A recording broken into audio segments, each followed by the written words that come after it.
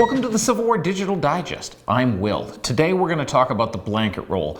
We're excited for this at Civil War Digital Digest because this is content that works for both Federal and Confederate impressions. It's a way to lighten what you're carrying when you're on the march. Specifically, it's for the infantry, but I think you're going to see it has applications with some of the other branches of service as well. Let's start. What is a blanket roll? The blanket roll is simply a tube that goes over the shoulder made up of blankets and other items that would replace the knapsack. We're going to let the veterans talk to you. You can hear from other living historians all the time, but we've done research and we found 3 veterans who we want to bring to you to talk about how they made their blanket rolls. Like I said, both Federal and Confederate impressions, we're going to build their blanket rolls one at a time. Let's start in the South. In the 21st Virginia was John Worsham. He wrote the book, a member of Jackson's Foot Cavalry, and he talked about making a blanket roll. Here's what Worsham said. The socks in the drawers were placed on the blanket. The blanket was rolled up with the rubber cloth on the outside, the ends drawn together and fastened with a short strap. Well, there we have it. So, John Worsham did have a gum blanket or a rubber blanket of some form, so we've started with that. And we're going to take a Confederate issue blanket here. We're going to lay it out. And then Worsham again noted that he didn't carry very much. He said that all he carried in there were socks and drawers. So we're going to take these out. We're going to lay them out. You might do this in camp laying on the ground next to your tent or next to where you slept. In our case, because it's easier to show for you, we're going to go ahead and take care of it and roll it right here up on a table so you can see. Everything gets rolled inside the rubber blanket. It gets folded up. One of the options to tie it off with, he said, a stout strap. A strap could be a good length of string. We're just going to go ahead, take this string, wrap it several times around the bottom, and tie it off. Now, to be honest with you, as they sometimes say, there's only so many ways to fry a fish. This is one of those things. We're going to look at several different men talking about it. Some things will be very common. So here, John Worsham's blanket roll. Now let's move forward. As I mentioned, the blanket roll was meant to be a replacement. This is the Federal knapsack, and even though this knapsack is packed light, it's still going to be hard to wear in the summer. And the straps are still going to dig into your shoulders, and some men just could not deal with this, and they went to the blanket roll. One of those folks who did that was Daniel MacNamara from the 9th Massachusetts Infantry. Here's what he had to say. An army blanket was spread on the ground and a few necessary articles of clothing selected from the discarded knapsack and spread thereon. Then the blanket and its contents were carefully and rightly rolled up, the ends brought together and firmly tied. This singular roll was put on over the head and rested on one shoulder and against the opposite side under the arm. In this manner it was easily and lightly carried. When tired of carrying it on one shoulder, it would be shifted over to the other. At a halt for a few minutes, it was used as a cushion to sit on. It was found to be, on fatiguing marches, a great relief from the much despised knapsack. The knapsack goes away.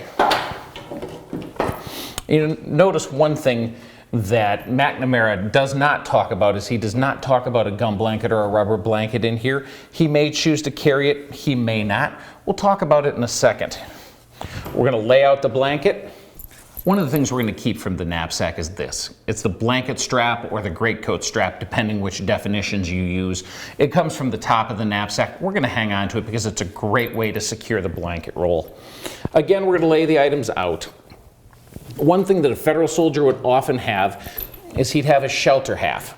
Now that's, for some men, going to be important. It's going to keep the rain off, and if they're in camp for a couple of days in the hot summer, it's going to provide a little bit of extra shade. We're going to put it on the inside because multiple photos that we see of originals show the men with the wool blanket on the outside. I will say there's one well-known photo right after the Battle of Antietam that when you blow up and look into it, you actually see that the Federal soldier there is standing with a blanket roll, and he's chosen for whatever reason to have his shelter half on the outside. Again, there's a lot of personal preference here. What works for you? We're stripping it down to the elements. One spare pair of socks, one shirt, that's it. Again, very much the same as before. We're going to roll it up. We're going to bring it down. We're going to use that coat strap as a way to tie this off. You're going to run it over one shoulder. When it becomes fatiguing, you can run it over the other shoulder.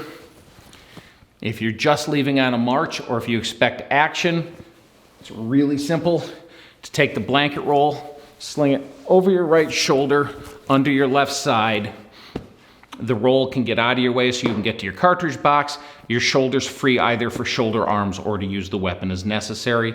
If you notice, one thing that I have not done is I've not put the gum blanket in there. Some people in experimental archaeology find that they like this gum blanket rather than wrapped up to be able to be hung in the straps of the cartridge box, or to be secured on the belt, or even to be hung in here. It's another way to be able to get to the gum blanket quicker if it rains, and then cover all of you rather than have it just covering your blanket. The third and final man we'll hear from today is Leander Stillwell from the 61st Illinois. Here's what Leander has to say. So we would fold in our blankets and extra shirt with a few other light articles. Roll the blanket tight, double it over and tie the two ends together.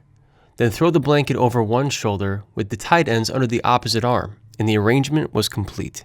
The big thing we want to talk about with Stillwell is we want to talk about tying this blanket roll tight. And we're going to talk about one thing here today that is completely, as far as we can find, experimental archaeology, but it's something that's become fairly common across the living history community. It's a way to keep this blanket roll tight.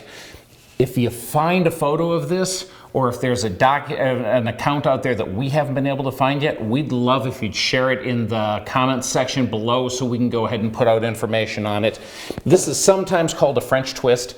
It's a great way to keep these blanket rolls incredibly tight. I've rolled it up. What I'm going to do now is I'm going to put one end of it on my foot, or you can have another mate in camp help you with this, and then just twist the blanket roll up. There's not a lot in there to keep up, but what's going to happen is this is going to keep all the ends of it close together. Again, we're going to tie it with a strap, and when it's done, we're going to be able to throw it over our shoulder.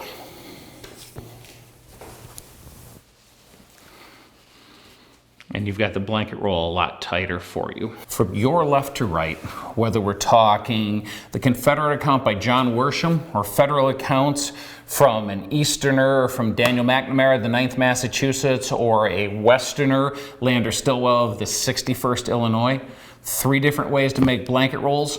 All are similar. Cut down as much as you can, carry as light as you can. We'll see you next time. Until then, if you've enjoyed this episode, we'd appreciate if you'd hit like on it and subscribe to the Civil War Digital Digest. You'll get updates on what's coming next.